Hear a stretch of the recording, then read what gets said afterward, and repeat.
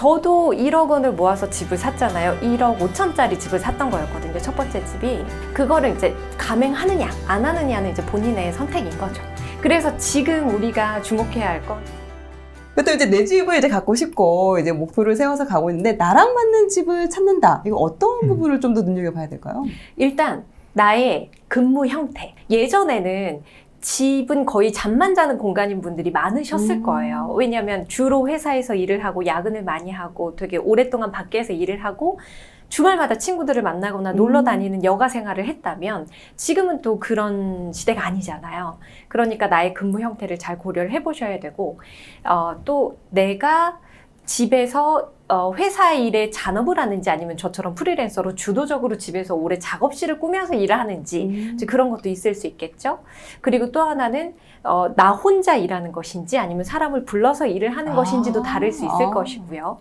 그리고 또 하나는 나는 뭐 라이프 스타일 중에서 주로 밤에 잠을 자고 낮에 일을 하는지 아니면은 나는 생산성을 위해서 밤에 일을 하고 낮에 자는지 이런 것들을 또 따져본다면 뭐 굳이 또 뭐 통풍이나 햇살이 막 잘 들어오는 집이 필요 없는 사람도 분명 있다는 거죠. 그럼 좀 더 싸게 살 수가 네. 있죠. 그런 집은. 그러니까 저는 어떤 집이 절대적으로 좋다 나쁘다라는 개념은 없다고 생각해요. 그냥 누군가에게는 좋은 집이 누군가에게는 안 좋은 집일 수도 있다는 거죠. 제가 처음으로 구매한 빌라가 네. 동작구 사당동 남성역 근처에 7호선 네. 근처에 위치한 되게 도보로 5분밖에 안 되는 와. 곳이었거든요. 저는 거기가 너무 싫었다고 했잖아요.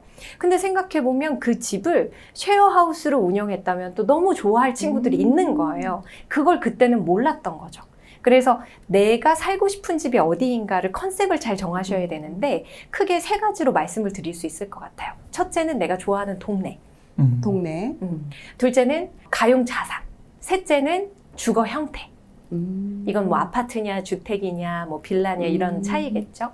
그래서 이런 것들을 이제 물어보면 저는 처음에 집을 살 때 이런 게 없었고 그냥 네. 무조건 돈에 맞춰서 구했던 거고 이런 게 있는 분들이 있어요. 나는 평창동이 좋고 그 다음에 돈이 얼마 있고 그리고 얼마의 대출을 갚을 수 있는 능력이 되고 이제 이게 계산이 끝난 거죠. 그리고 마지막으로 나는 지금은 빌라도 아파트도 아닌 그러니까 상가주택이어도 상관없지만 어쨌든 한 층을 다 쓰는 혼자 쓰는 그런 독립된 공간이 좋아요. 이런 사람들도 있더라고요. 그러면 또 그거에 맞춰서 구할 수 있는 거죠. 그래서 나의 이런 3가지 컨셉을 잘 정하시면 마음에 드는 집을 골라서 좀 편하게 살 수 있는 거죠. 그런 사람들한테 아파트를 사야지 무슨 이런 집을 구해 라는 잔소리도 별로 그렇게 와닿진 않는 거겠죠.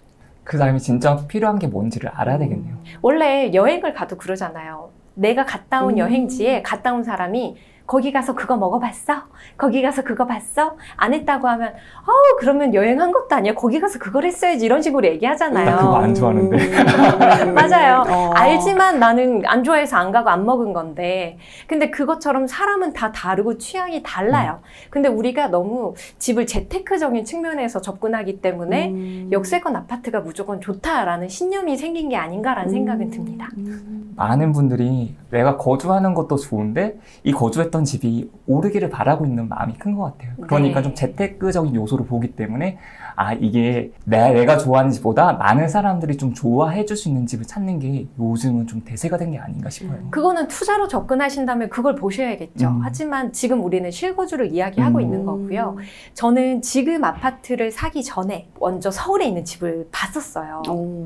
좀 더 가깝고 근데 너무 저랑 안 맞는 거예요. 이제 너무 구축이었고 이제 구축이 나쁘다가 아니라 저는 집에서 굉장히 오래 일을 하는데 이제 이런 그 거실에 에어컨이 한 대 있고 이런 것들이 또 좀 힘들겠구나. 근데 지금 아파트는 이제 시스템 에어컨을 방마다 다 이제 했기 때문에 이제 이런 뭐 작업실이나 뭐 쉬는 공간이나 괜찮다. 왜냐면 난 사무실을 겸하니까.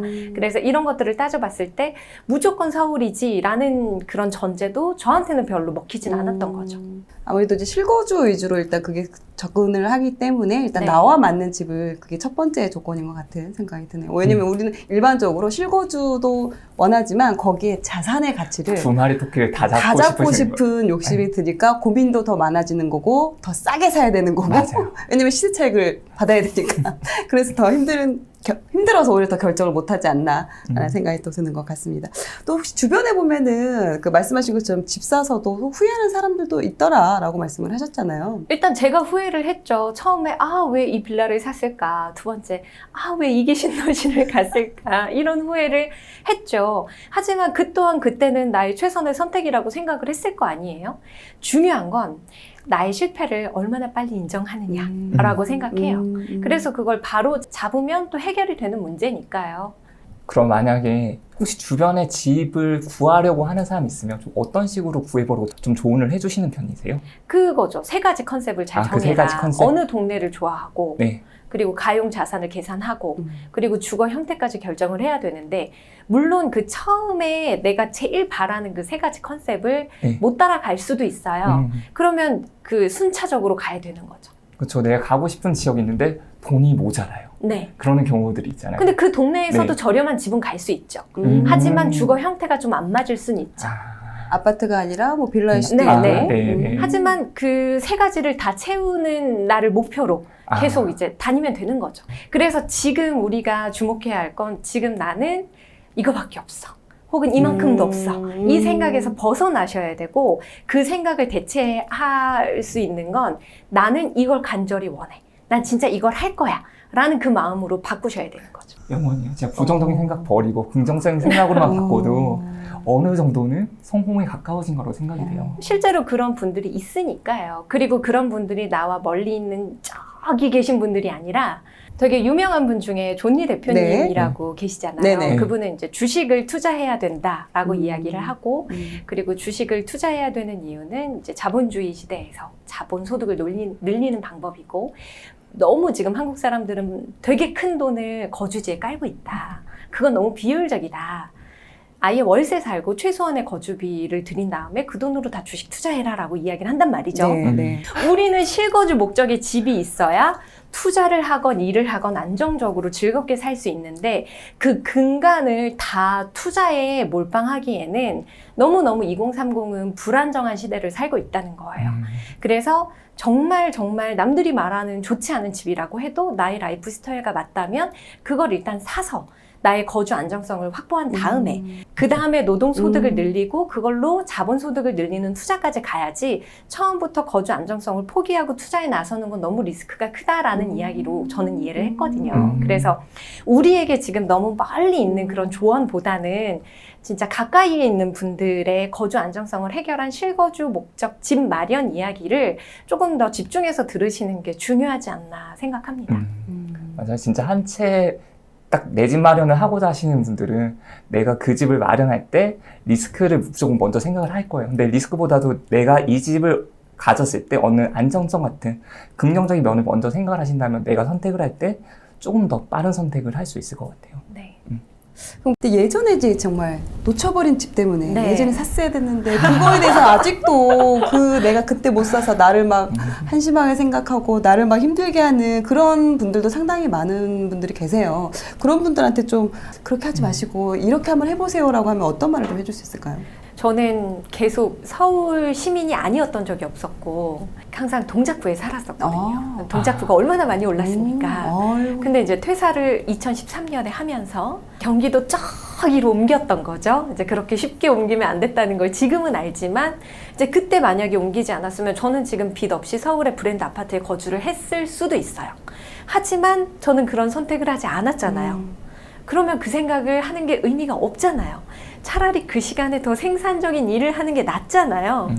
이제 그걸 할 수 있는 사람은 계속 다음 기회를 볼 수 있는 것이고, 그때 어쩌고 저쩌고 하면 이제 아무것도 못 하는 것이죠.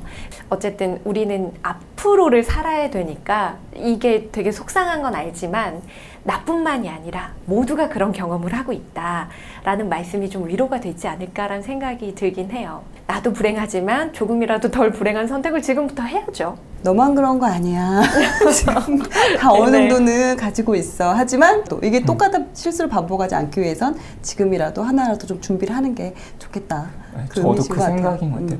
어차피 지금까지 어떻게 살았는지보다는 어떻게 살 것인지가 더 중요한 것 같아요. 지금도 내가 준비를 조금씩 해 나가면서 내 집 마련을 할 준비가 됐을 때 내 집 마련을 한다면 오히려 그게 더 기회가 되지 않을까 그렇게 생각합니다. 그냥 지금이 기회예요. 지금 행동하는 게 기회예요.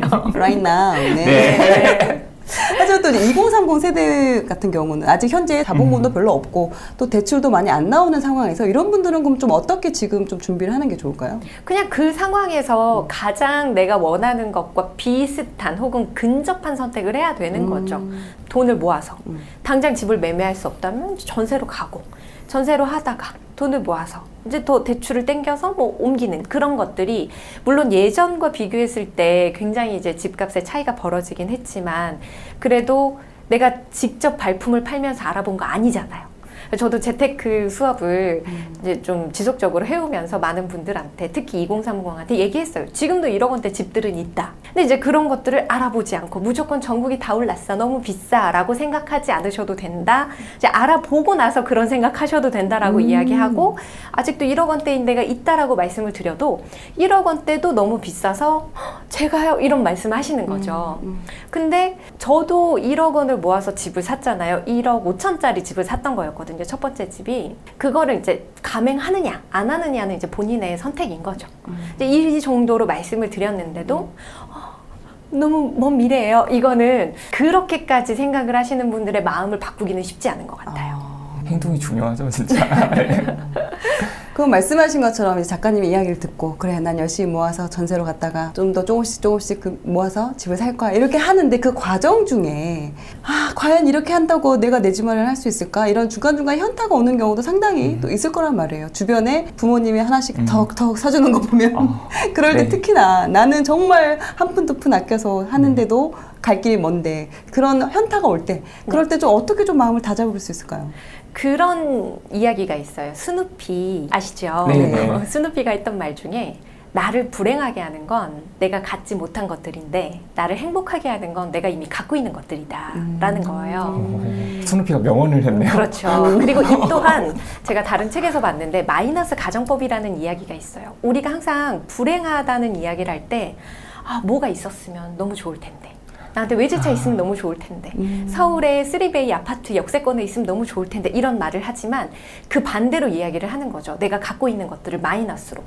지금 11년째 탄 나의 고물차가 만약에 없다면 내가 지하철 타고 버스 타고 걸어서 여기까지 왔어야 되는데 그게 있어서 너무 감사하다. 내가 지금 월세 내고 사는 집이지만 내 집이 아니라서 짜증이 나지만 그래도 이것마저 없다면 나는 찜질방 가서 자야 할 텐데 퇴근하고 이 집에 온 게 너무 감사하다. 이런 마음을 가지는 사람만이 저는 미래를 도모할 수 있다고 생각해요. 이게 정신승리가 아니에요. 얼마나 바람직하게 나의 생각을 정리하고 나의 행동을 추진할 수 있는 동력을 기르느냐의 차이라고 보거든요. 지금 없는 거 있으면 좋을 텐데 이거 백날 얘기하면 생기냐고요. 그런 얘기는 듣긴 했어요. 내 꿈은 재벌 2세인데 우리 부모님이 도무지 노력을 안 한다.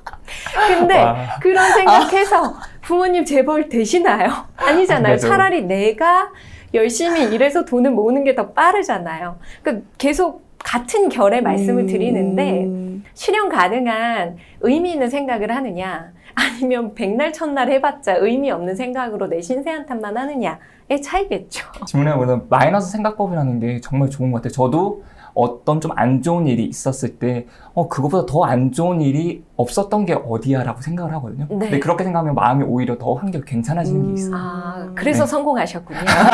그런 건 아니에요. 그렇게 네. 계속 생각을 해보는 게 있어요. 예를 들어서 배우자가 있으면 배우자가 힘들게 할 수도 있잖아요. 힘들게 할 수도 있는데 그때 배우자가 만약 없다면 내가 지금처럼 행복하게 살았을까? 라는 생각을 해보게 되면 감사하게 생각할 거라고 생각이 된다고 네. 하더라고요.